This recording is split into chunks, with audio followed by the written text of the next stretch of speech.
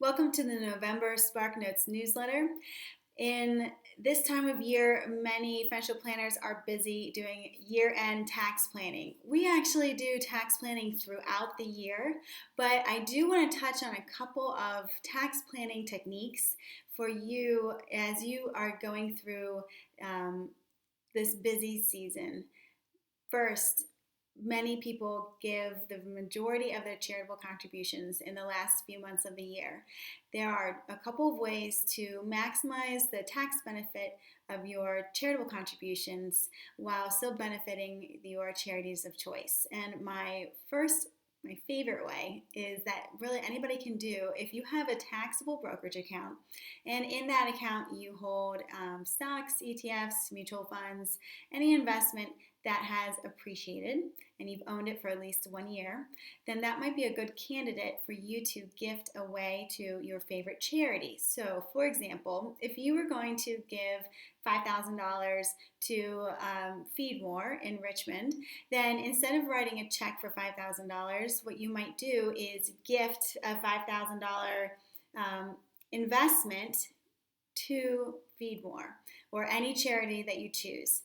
And essentially, what you're doing there is the capital gain. So, the difference that you have experienced, or when you bought the stock or ETF, and to today's price, if you have a capital gain, which is, the price is increased, then you can gift that away to your charity. The charity does not have to pay taxes on it, and you have lowered your lifetime tax burden. Now, what we would do instead of giving the $5,000 to your charity, we would give $5,000 from the brokerage account, then replace that with the $5,000 in cash that we were going to give to the charity. So it's the same amount of money, but all you've done is gifted away some of your lifetime tax burden, which is easy and a great thing to do.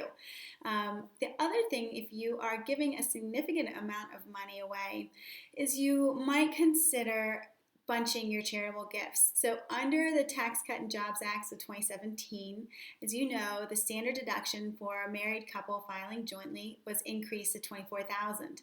So for many people, with the new cap on state and local income taxes, which is hurting many high-income individuals, then a lot more people are taking the standard deduction. And what you might do instead is that if you're giving away a lot of money every year, instead of giving it out, year 1, year 2, year 3, you're giving away $10,000 every year.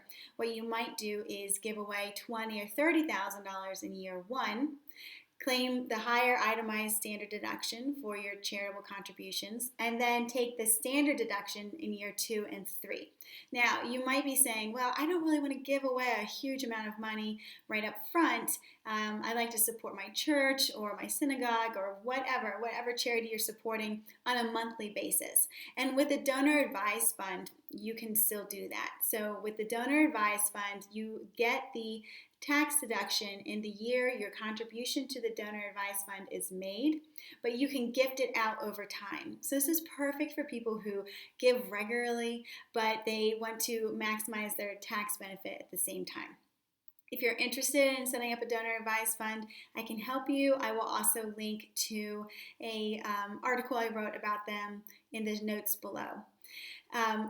We will be going through a few other tax planning items. The most important thing I want to talk to, though, real quick for my business owner clients is if you are thinking about ways to reduce your business income for this year. A lot of times people default to purchasing more equipment, but that may not actually increase the value of your business over time.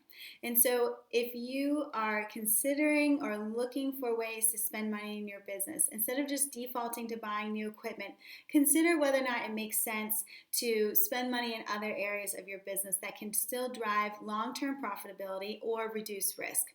So, for example, does it make more sense to invest in a marketing campaign to really make 2020 a strong sales year for you?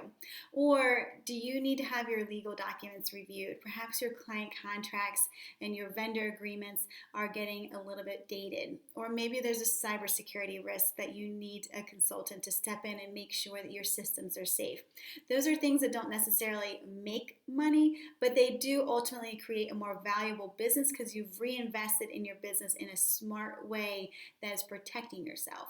So before you just hop on the equipment bandwagon, think about other options and consider where is really the best value for your money in your business. I am so thankful that you have chosen to work with Spark Financial Advisors as your fee-only fiduciary financial planner. It is truly a joy to work with you. And if you have any questions or concerns, I always encourage you to reach out. If you haven't started working with us already, then I invite you to book a first call and let's get started. Thanks so much. Have a great day.